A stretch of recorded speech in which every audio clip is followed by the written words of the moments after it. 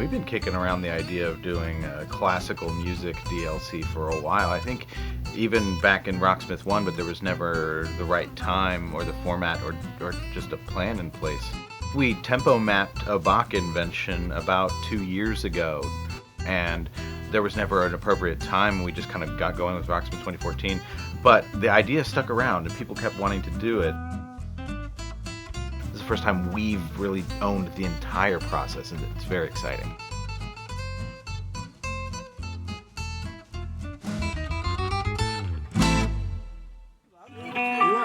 I'm really juiced about the rehearsal. We've been spending so long honing the arrangements and getting the parts and the scores ready and communicating with the performers, and the magic of putting it all together hasn't happened, and we have an idea of what it's going to sound like, but it's all been kind of MIDI up to this point, and to hear the humans and the real guitars and the magic of the moment happen, I'm excited. Read through it at a slower tempo.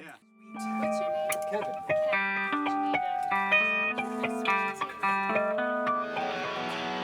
We're bringing back some of the guys who really stood out and helped us develop Rocksmith 2014. One of the guys was knee-deep in session mode, and two of them are actually former Notetrackers, one for DLC and one helped us actually with Rocksmith 2014 disc.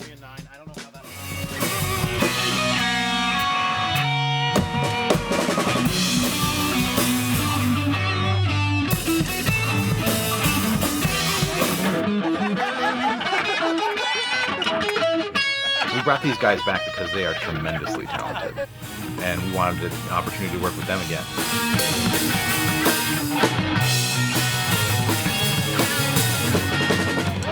Awesome.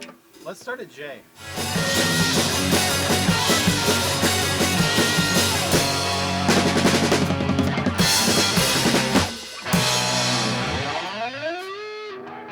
Let's take like an ear break for just a second before we back up. There is a lot of talent on the Rocksmith team. We got the Notetrackers to arrange it. I gave them free rein. I tried to cater each chart to like a certain arranger's style that I knew they would be successful in. I feel like for both crescendos and the decrescendos, crescendo died away immediately and then just sat, as opposed to a constant thing. And then for the crescendo, it was like, oh, we're going to crescendo now, and we're going to stay here, and then we're going to just move like that. Okay. Try to reserve it, make it a little bit more of a linear growth. Okay. Yeah. Let's just start with...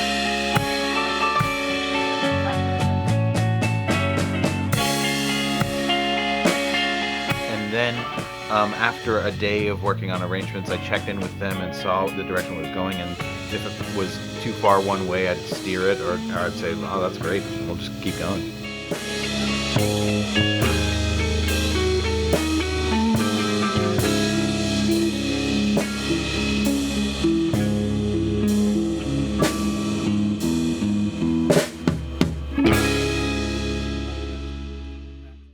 This has got to be on the back side of the beat for sure. Don't push it. 1, 2, 3, 4.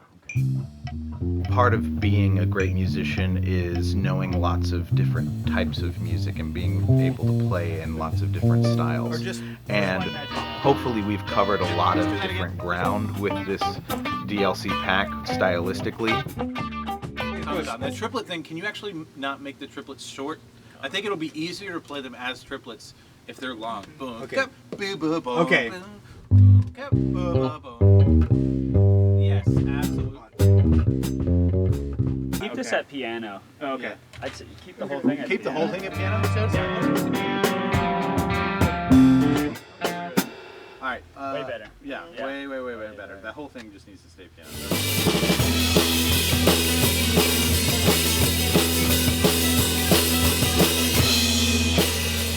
Classical music and rock music are seemingly disparate things, but hopefully through the arrangements and through the note tracks, you'll gain a lot of new skills. 3 E and a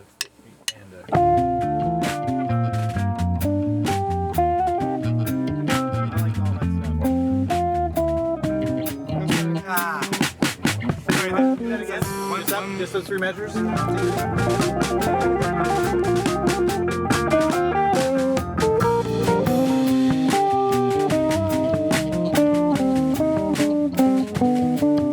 Anything you can do to challenge yourself and play outside of your comfort zone can only improve your dexterity and your fretboard knowledge in a way that will manifest and improve your overall skill set. Yeah, and really hang on to the last one. Bum, bum, bum, bum, bum. Let's try that.